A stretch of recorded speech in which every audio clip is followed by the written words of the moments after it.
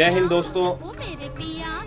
मेरे पिया गए रंगून, वहां से किया है टेलीफोन। ऐसे गाने आपने ब्लैक एंड वाइट के जमाने में जरूर सुने होंगे, लेकिन क्या हो गया कि आज के दौर में ऐसी कोई चीजें सामने नहीं आती जिससे ये साबित हो सके कि म्यांमार, रंगून या बर्मा भारत का कभी अभिन्न अंग था। 1937 में अंग्रेजों ने भारत के इस अभिन्न अंग को भारत से अलग कर दिया।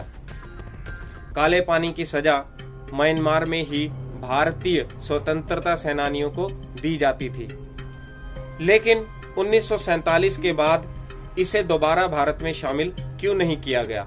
क्योंकि उस समय की सरकारों ने बिल्कुल भी जहमत नहीं उठाई कि भारत को जोड़ा जाए। लेकिन आज का विषय यह नहीं है। आज का विषय यह है कि म्यांमार एक छोटा सा देश है जिसने अपने एक फैसले से पूरी दुनिया को हिलाकर रख दिया है, खास करके इस दौर में जहां कट्टरवादिता, आतंकवाद अपनी चरम सीमा पर है। एनएलडी पार्टी की अंग सान सू की ने 412 में से 346 सीटें हासिल कर ली हैं।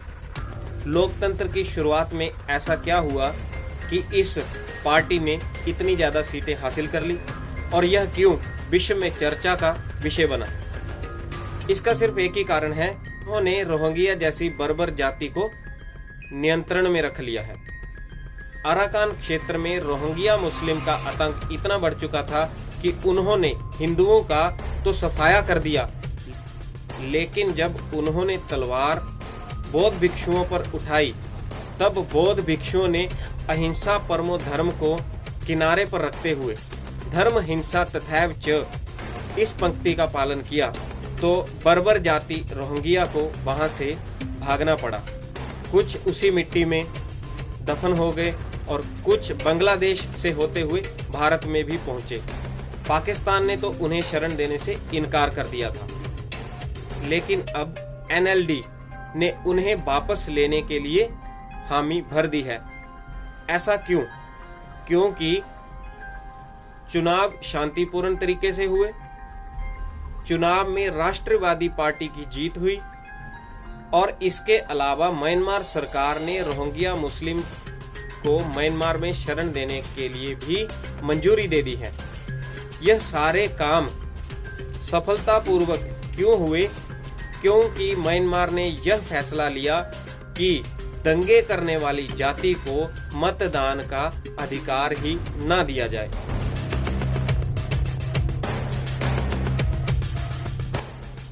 सिर्फ एक छोटा सा फैसला म्यांमार में राष्ट्रवादी सरकार का निर्माण कर सकता है।